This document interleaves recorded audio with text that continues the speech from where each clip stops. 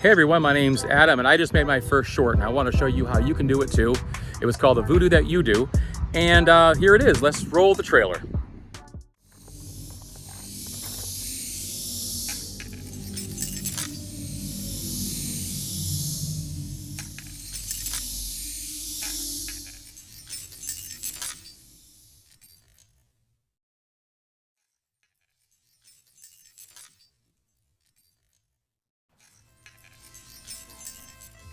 A doll. Not just any doll. This one is special.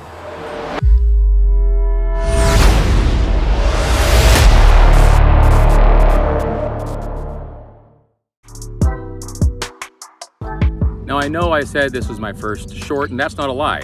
I've done lots of other things before, but I've never made a short. However, I haven't made anything in a very long time. In the past, I've made some features, commercials, and a lot of content for YouTube, but I never made a short before, and that's an entirely different beast. Now, about 5 years ago, like everybody else, we went through a pandemic. I lost my job. I'm a union actor, and I didn't have any work coming in. On top of that, there was a writer's strike shortly afterward, an actor's strike, and in between all that, I had a change of life that really affected me emotionally and mentally to where I didn't have the confidence to make anything anymore. But at the end of last year, beginning of this year, that all started to change, and I started getting my confidence back. So I decided to start to create. Now, creating any type of content or a short or a feature is a daunting task. It's not for the faint of heart. It's very difficult. But if you follow some easy steps, it can make things a lot easier for you. Now, the first thing I had to do was write a script, and that was probably the hardest part for me. I haven't written anything in a very long time, so it took some time, and I wrote it, and I rewrote it, and I rewrote it. And then I sent it to my good friend and business partner, Clay, and Clay read it, and then he reread it, and then he reread it, and then he sent me notes, and then I rewrote it, and he reread it, and he sent me notes, and I rewrote it. And then I had a script. Now, writing a script is not the hardest part, but it is a hard part. The next part was to get people interested in making my film with me. So I did what a lot of filmmakers do, and I made a post on Facebook. And it just said, I'm looking to do something creative again, and I don't have a lot of confidence. I'm looking for people to help me. Immediately after making that post, I got several people that contacted me and said they wanted to help out. I thought that was fantastic. So I started talking to them. One of the people that said they wanted to help me out was a guy named Josh Schultz. Josh has been doing this job for a very long time, and he said he wanted to direct it for me for free. I thought that was amazing. Now, maybe you don't have any friends or family that are directors, but here's the idea. See, if you know how to run a camera, you can be a DP. If you know how to direct, you can direct. Just find the other person, the yin to your yang. When you find that person and they say they want to help, you got yourself a team. Then you gotta find yourself some locations to shoot your film. That's kind of tricky. Usually you want somebody who can be a location manager and set those things up for you. I was lucky enough that Josh was excellent at that as well. So he helped me find a few locations, and I'm eternally grateful for him for that. Now, if you're a new filmmaker or you're a filmmaker like me that doesn't have any money, then you really can't make a film, can you? Well, that's not true.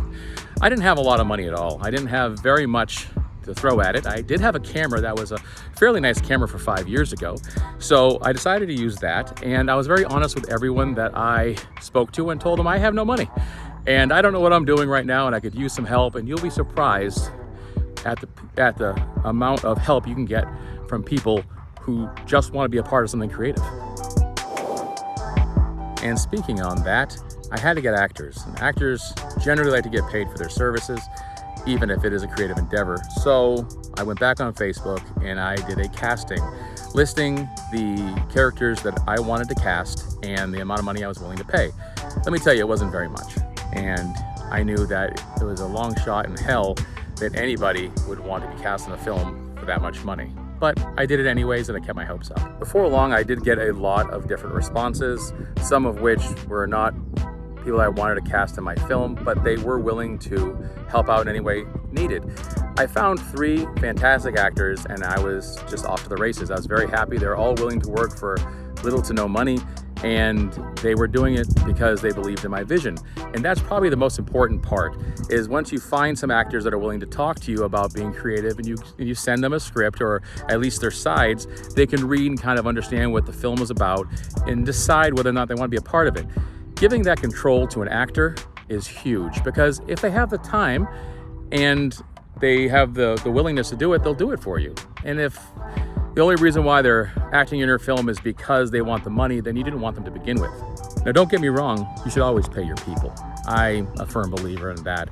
I don't like doing anything for free myself, so I understand where they're coming from. However, if you're being honest and they have the time and they have the willingness to do it, then there should be no problem. And that's what happened with me. And I'm very thankful for the people that I had on my film. Now, scheduling is a big part of film production. And since I didn't have anybody to really help me with that, I had to do it myself. And you'll find that you might have to do it yourself too. So after Josh found us some locations, we had to schedule times that we could shoot there. And it was difficult because for my film, I had 5 actors in total. There was 2 extras, 3 main characters, and I had two different shooting locations. So I had to kind of work that out. It was difficult, and something that should have taken me no more than 2 days to shoot wound up taking me 3 weeks. That's because people were working for free or the next to nothing. So you have to work around their schedules, and that's exactly what happened.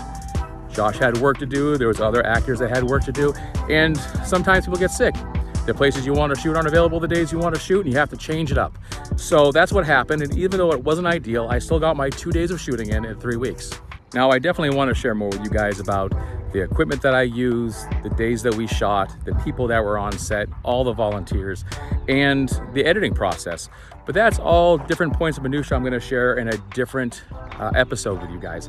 So if you like what you saw today, please do me a favor, like and subscribe, and stay tuned for more. And if you haven't seen the film, the Voodoo, that you do yet, please look it up. It's seriously 11 minutes long, and I really appreciate the support.